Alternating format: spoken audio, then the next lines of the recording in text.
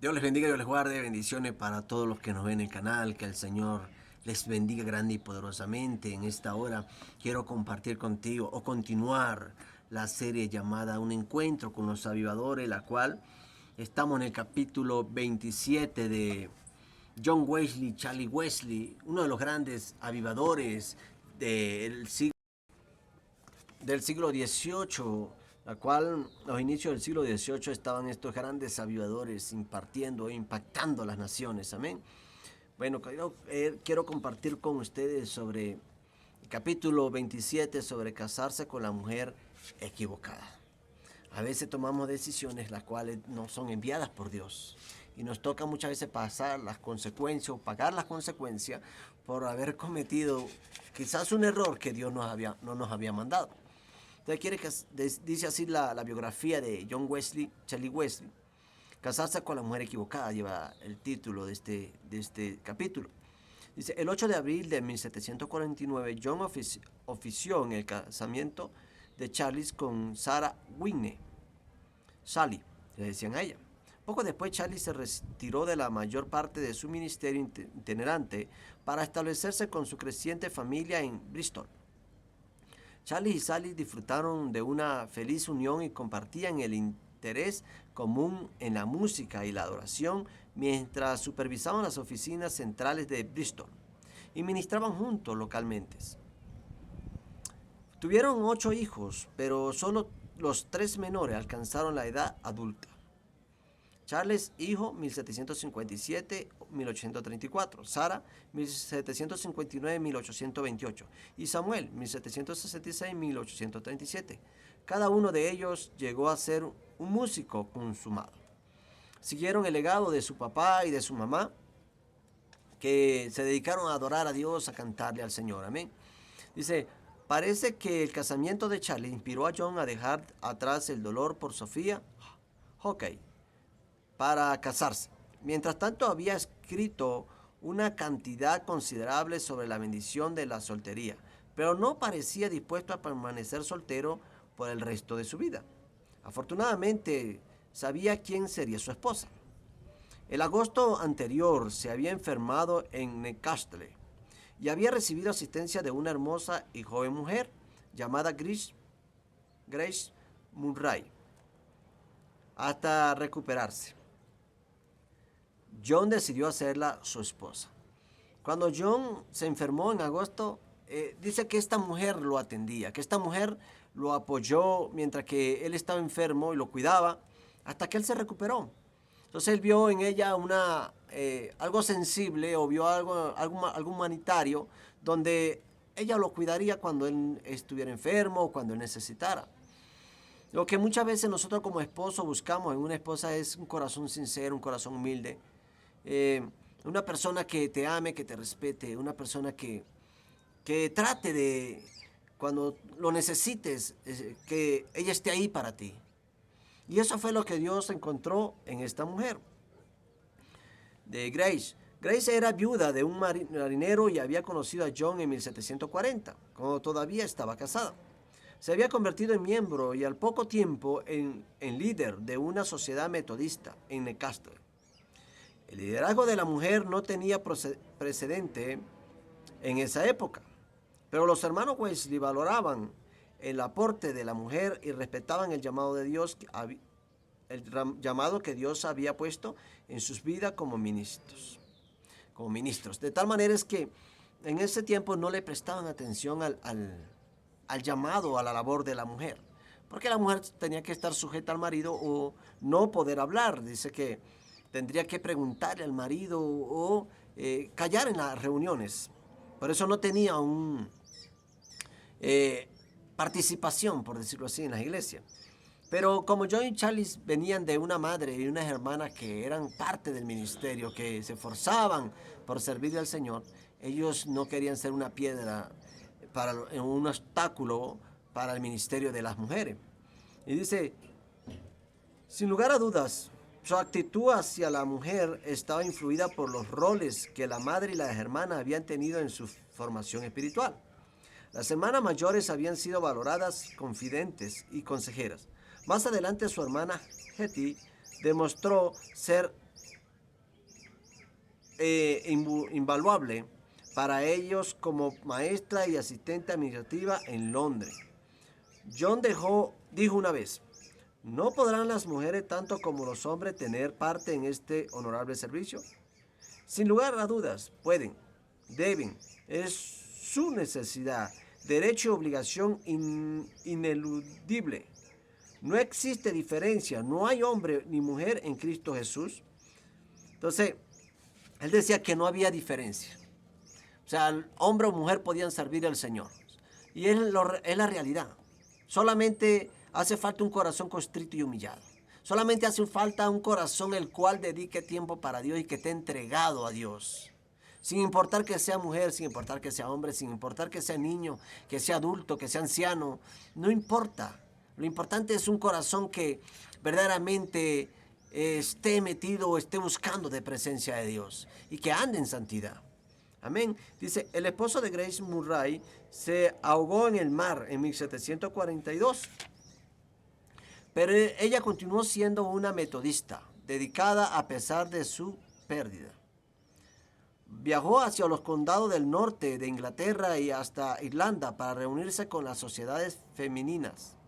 Allí, esta mujer era una misionera, la cual viajaba para reunirse con las damas para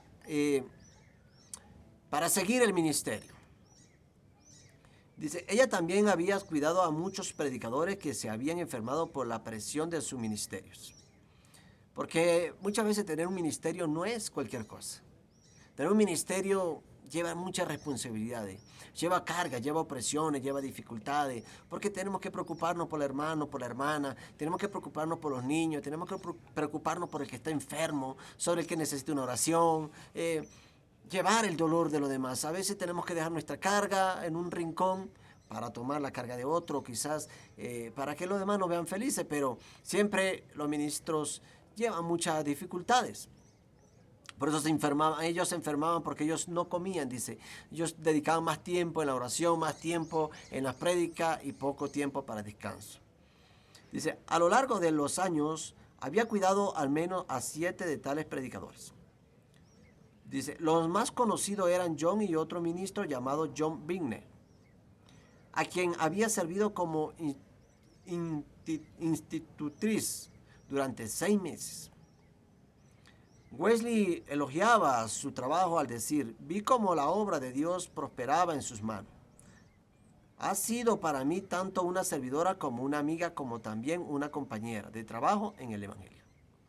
Él la elogiaba. ¿Por qué? Porque a él le gustaba el trabajo que ella hacía. Hacía un excelente trabajo al cuidar a los enfermos. Dice, era fácil ver por qué cuando John pensó en matrimonio de nuevo, Grace fue la primera persona que se le vino a la mente. De hecho, después de haberlo cuidado ella hasta que se recuperó, él le había dicho, si alguna vez pienso en casarme, pienso que usted sea la persona con quien lo haga. Le dijo una palabra, que era un compromiso ya, el cual le estaba diciendo que si se iba a casar, pues sería con ella porque le gustaba su forma de ser. John le había pedido matrimonio a Grace primero en agosto de 1748, pero esos 6 años después que murió el esposo de Grace. Pero el tiempo nunca parecía ser el apropiado para casarse hasta después de que Charlie se casara. Para entonces Grace respondió, esta es una bendición muy grande para mí, no puedo creerlo, esto es todo lo que podría haber deseado debajo del cielo.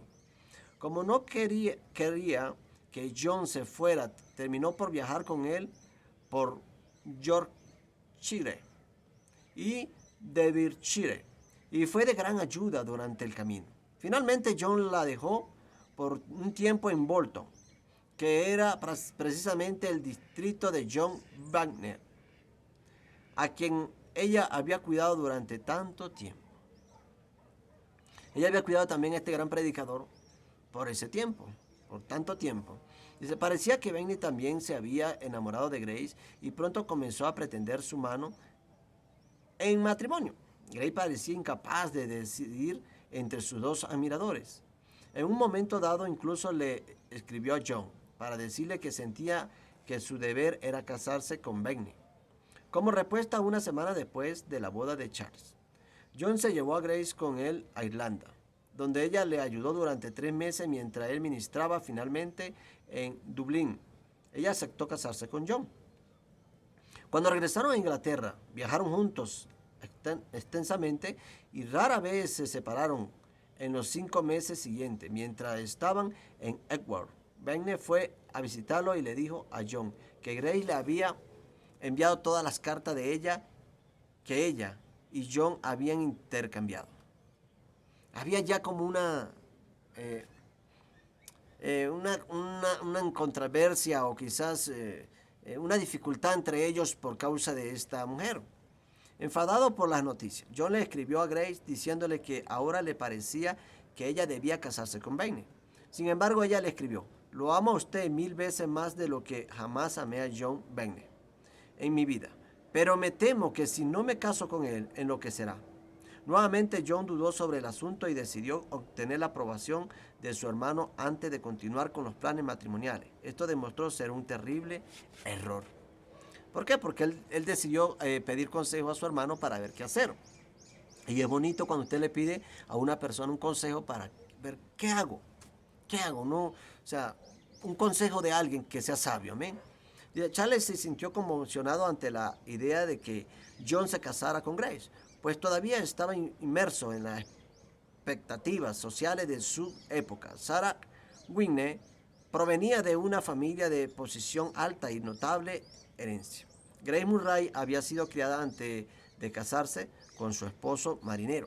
Había sido sirviente en una casa, lo cual a Charlie Wesley no le parecía que John se casara con una mujer así, de que había sido sirviente o que servía en una casa antes de casarse con el marinero.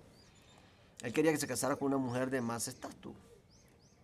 Charlie sintió que si el matrimonio de John no era de un estatus similar al suyo, haría que los predicadores de muchas sociedades lo abandonaran mientras que Grace estaba en su casa. En Newcastle, Charlie se encontró con John en Whitehaven para expresarle sus reservas. John contestó que el carácter, la devoción y la valía de Grace pensaba más que cualquier vergüenza que pudiera ocasionar su bajo origen. Charlie se dio cuenta de que John no podía ser convencido de otro modo. Caminó hacia Newcastle. Charlie se encontró con Grace en Hindley Hill. Le dio un beso en la mejilla y le dijo: Grace Murray, usted me ha partido el corazón. Regresaron juntos a Newcastle, donde se encontraron con Bagney. Grace volvió arrepentida junto a Bagney y le rogó que la perdonara por haberlo utilizado. De tal manera que había utilizado a John Bagney como para dar un celo a John Wesley. Dice, se casaron en menos de una semana, el 3 de octubre de 1749. Por extraño que parezca, fue Whitefield a quien John encontró en Lex para una conferencia, quien le dio la noticia del repentino matrimonio de Grace. Se casó con otra persona que no se lo esperaba John. Cuando Charlie y Sally llegaron un día después, John le dijo a su hermano: renuncio a tener cualquier trato personal que no sea el que tendría con un pagano o un publicano. Sin embargo, Whitefield y otro asociado, John Nelson, oraron, clamaron y le suplicaron a los hermanos que se reconciliaran, hasta que se abrazaron, pidiéndose perdón por lo que habían hecho. Es triste, pero aquí Charlie Wesley no quería que John Wesley se casara con una mujer de esa manera. De tal manera es que la llevó a un lugar para que se casara con John Bagney.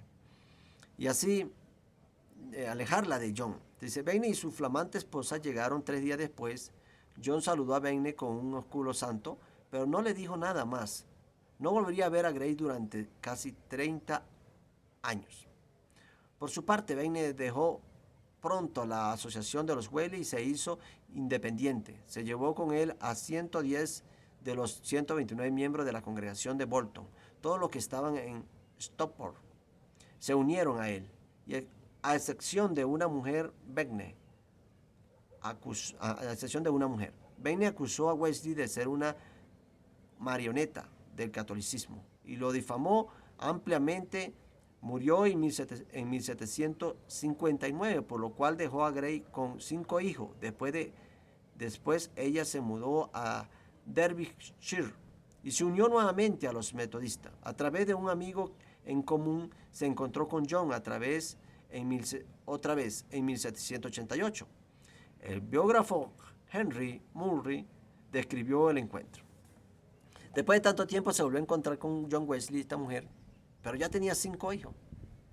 Dice, Wesley con emoción evidente resolvió visitarla y a la mañana siguiente me llevó con él a Colebrook, lugar en el que residía el hijo de Grace. Por ese entonces.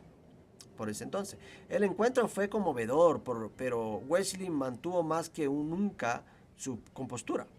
Era fácil de ver, sin importar los muchos años que habían pasado, que tanto en dulzura de carácter como en persona y maneras, ella era apropiada para los tiernos lamentos expresados en aquellos versos que he presentado al lector.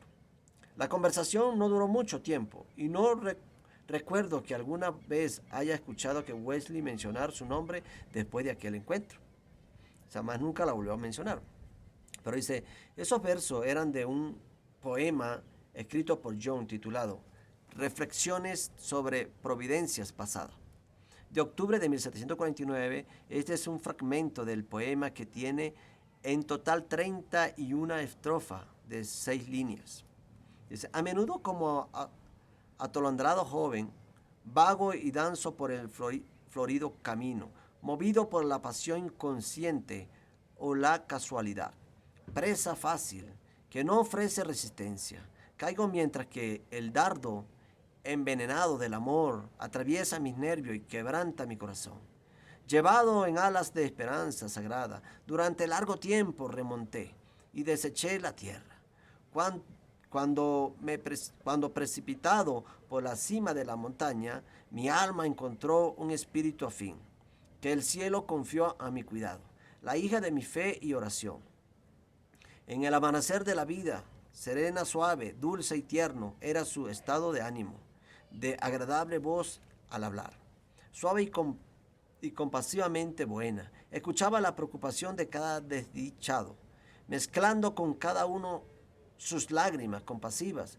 Lo vi correr con alas veloces, en obras de fe y amor. Vi su gloriosa obra de esfuerzo alcanzar el éxito y lluvias de bendiciones de lo alto, que coronaban su dulce y eficaz oración y glorificaban a mi Dios en ella. Era un poema que John Wesley había escrito como dedicado a Grace. Dice, 2 años después del casamiento de su hermano y el mismo en que visitó a Escocia, John conoció a Mary Molly Besayle, Molly le decían, viuda de Anthony Besayle, que tenía 4 niños y se casó con ella después de que una confidente cercana lo convenciera de que debía casarse. John se resbaló en el hielo en medio del puente de Londres y se golpeó de manera tan fuerte el tobillo contra el borde de la piedra que no podía caminar. Lo llevaron a la casa de Molly para que se recuperara y permaneció allí durante una semana.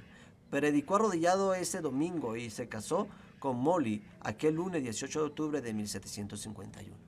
Este hombre era un avivador tan fuerte y tan lleno de Dios que a pesar de como estaba, él predicó. De rodillas predicaba. Era tremendo el avivamiento que había en este hombre. Y dice, y nuevamente volvió a predicar de rodillas el martes a causa de la lección. ¿Qué conversación habrá tenido lugar durante aquella semana en la casa de Molly que hizo que se casara con ella tan rápidamente? Solo podría ser una especulación. Mientras que la duda de John tanto con Sofía Hockey como con Grace Murray le habían costado una novia. Su precipitado matrimonio con Molly le iba a costar mucho más. O sea, estaba entrando a un error John Wesley. Se estaba casando quizás con la persona incorrecta, pero quizás lo estaba haciendo tan rápido porque lo que le había pasado con Sofía, con Grace, ya había vivido una experiencia un poquito fuerte, por decirlo así, que no quería que le pasara con esta mujer que fuera a acontecer lo mismo que lo que pasó con Grace. Dice, la luna de miel fue breve y a las 2 semanas John ya estaba en la ruta otra vez. Molly le había asegurado que sus constantes viajes no iban a ser un problema, pero descubrió rápidamente que no estaba hecha para ser la esposa de un ministro itinerante. ¿Por qué? Porque ya John Wesley no se iba a detener por el casamiento o por su por su esposa, sino que él seguía predicando la palabra del Señor. Entonces, esta mujer quizá no estaba de acuerdo o no iba a resistir el tiempo de estar sola. Dice, pronto se sintió sola y celosa mientras John estaba afuera. Solo 4 meses después del matrimonio, Charlie encontró a Molly llorando. Hizo todo lo posible para reconciliarse con ella y acordaron que Molly viajaría con él. Lo que hizo en bastante medida durante los siguientes 4 años. Pero cuando el carruaje en que viajaba fue atacado por una pandilla, Molly dejó de viajar con John. Volviéndose cada vez más celosa y amargada por la constante ausencia de John, Molly comenzó a abrir su correo y a leer sus papeles personales y lo amonestaba ante cualquier referencia o correspondencia con otra mujer. Su temperamento se hizo evidente para los allegados a la familia. Con ira comenzó a entregar sus papeles privados a los enemigos o a publicarlos en los periódicos, algunas veces incluso reinscribiendo la forma en que las cartas iban a publicarse para hacer que su esposo se viera aún peor. Quería como destruir el ministerio de John. Quería llevar a John, llevaba todos los papeles de él o todo lo que ella tenía de él a sus enemigos para que lo publicaran, para destruir su ministerio, para que él dejara de viajar. Un grave error lo que ella quiso hacer. Algunas veces viajaba cientos de kilómetros solo para ver con quién viajaba John en su carruaje. Cuando llegaba a alguna ciudad, en una ocasión encerró a Charles y a John en una habitación a fin de confrontarlos con sus faltas. Y solo pudieron escapar recitándole poesía en latín hasta que ella no lo soportó más. En otra oportunidad, uno de los miembros del equipo de John encontró a y a Molly en su cuarto de hotel. Entonces, es tremendo. Pero ella buscaba la manera de destruir a su propio esposo. Dice, una enfurecida Molly estaba parada encima de John tomándole el mechón de cabello con el cual lo había arrastrado por toda la habitación. Molly dejó a John varias veces, pero siempre regresaba en respuesta a sus ruegos. En 1771 lo dejó durante más de un año antes de regresar. Recién cuando Molly falleció en 1781, en el hogar de John se restauró la paz. Fueron 30 penosos años. A lo largo de toda esta época, John continuó viajando y mantuvo el ritmo previo de predicar a diario y de manejar las demandas cada vez más complejas de un ministerio internacional. Hizo lo mejor posible para reunirse trimestralmente con la mayor parte de las sociedades de los circuitos más grandes de los distritos principales a lo largo de Inglaterra, Escocia e Irlanda.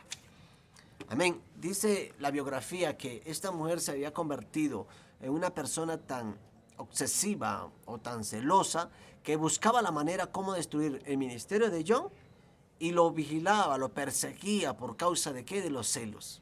Por eso él cometió un error de casarse tan rápido con esta mujer, porque si él hubiese conocido un poco más, no le acontece lo que aconteció. Pero muchos cometemos errores, muchos fallamos. John, su falla fue en esta. La mujer era obsesiva, vivía una relación quizás tóxica porque ella lo vigilaba para ver con quién viajaba, le agarraba las cartas, le respondía a las mujeres, le causaba un daño en su ministerio. Y John soportaba porque era un hijo de Dios.